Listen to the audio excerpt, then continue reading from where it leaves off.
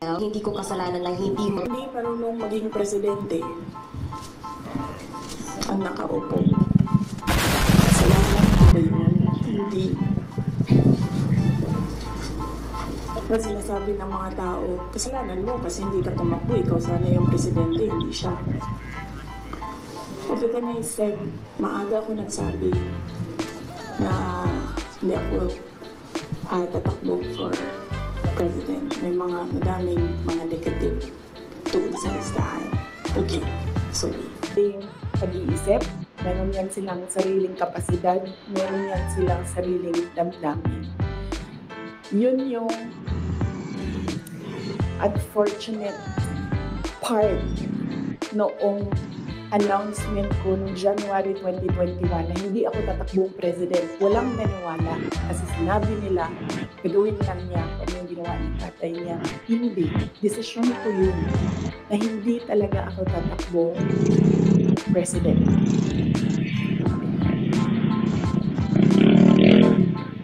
Because at that time,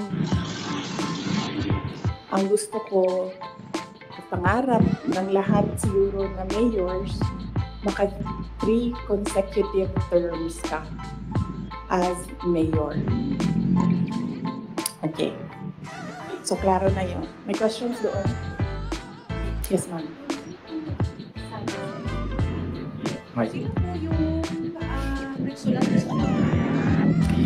Unsigned siya, walang pangalan, and I think sinadya nila na wag lagyan ng pangalan yung dalawang letters kasi it was really a Sara bashing document. It did not say anything nice about me. So, I think sinadya nila na hindi sabihin sa akin kung sino yung sumulat ng dalawang documents. How did you feel po when you see those documents?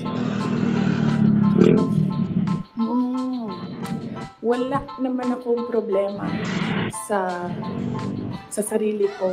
Alam ko kung anong kakayahan ko, alam ko kung anong kapasidad ko, alam ko kung ano yung kaya kong gawin.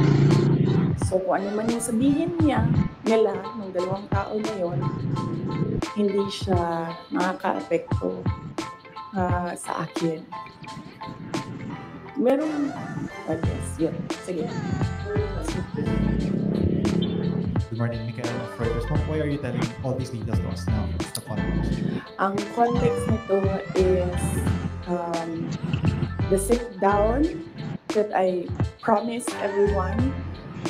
Nagsabi ako na mag-sit down ako. Merong mga questions noon na sinabihan ko kayo na it needs to sit down.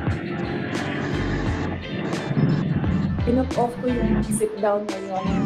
Sabi ko nga, I don't like talking about my life. So, hindi ko siya ginawa. Related siya sa letter A, PBBM's deception claim versus VP SD. So, kailangan ko kasi sabihin sa inyo ang simula hanggang ang huli. So, chronological order ko siya para maintindihan niyo yung kwento. So, yun. Yung deception. Actually, nung narinig ko yung deception,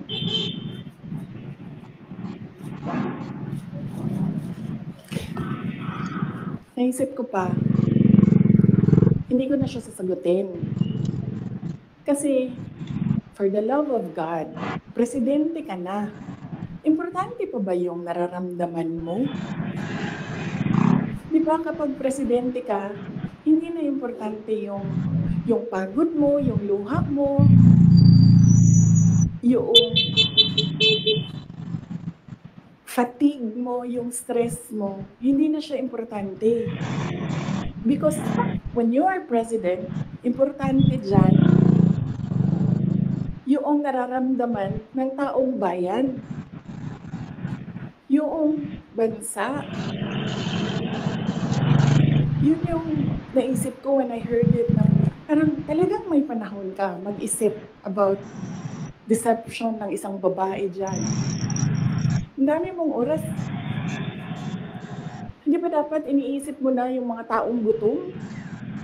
Yung presyo ng gasolina? Yung darating na Christmas, kung sino yung maka-afford ng spaghetti, ng mango float, ng mga importante sa Noche Buena, ng mga bahay-bahay. Di ba yun yung... So may panahon ka talaga na mag-isip na, oh, this girl. So, inisip ko, hindi ko nasasagutin. Sandali lang ha, hindi ako nagko-cocaine, pero sobrang lamig niya na yung sip